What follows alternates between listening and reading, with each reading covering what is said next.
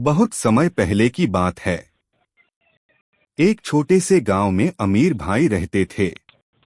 नाम भले अमीर भाई था, पर असलियत में वे साधारण और गरीब इंसान थे।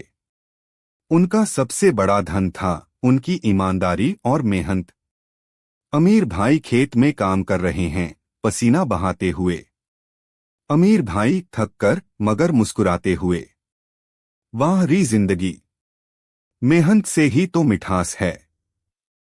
पेट खाली रहे तो भी दिल भरा भरा लगता है। फकीर बाबा का आगमन। रात का समय, चांदनी, कोई दरवाजा खटखटाता है। फकीर बाबा धीमे स्वर में, बेटा, भूखा हूं, दो निवाले मिलेंगे क्या? अमीर भाई आश्चर्य से, अरे बाबा, घर में तो सूखी रोटियां हैं। लेकिन जब तक मैं हूं, आपको भूखा नहीं रहना पड़ेगा। अमीर भाई अपनी थाली बाबा को दे देते हैं, खुद बिना खाए सो जाते हैं। उदास स्माइली। उन्हें क्या पता था कि यह साधारण फकीर नहीं, बल्कि उनकी किस्मत की परीक्षा है। चमत्कार। सुबह फकीर बाबा आशीर्वाद देते हैं। फकीर बाबा, बेटा, तेरी दया और ईमानदारी देखकर मैं प्रसन्न हूं।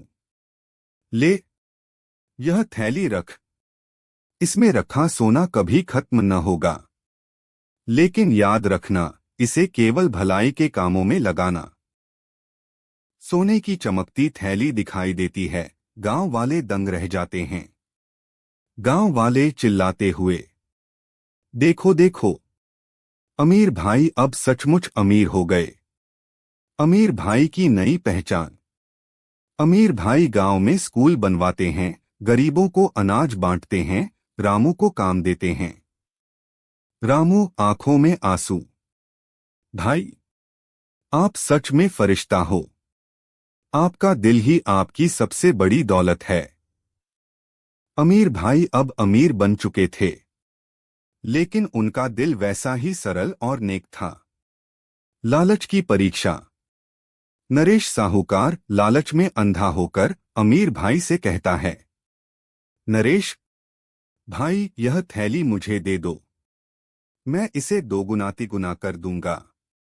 अमीर भाई मुस्कुराकर, दौलत का सही उपयोग इंसानों की मदद में है, लालच में नहीं। नरेश चोरी करने की कोशिश करता है। थैली अचानक गायब हो जाती है।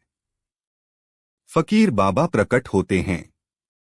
लोभियों को कभी दौलत नहीं मिलती, केवल सच्चे इंसान ही अमीर कहलाते हैं। कहानी का संदेश। गांव वाले ताली बजाते हैं, अमीर भाई सबके बीच खड़े हैं। Dramatic tone. इस तरह अमीर भाई ने सबको सिखाया कि असली दौलत सोने चांदी में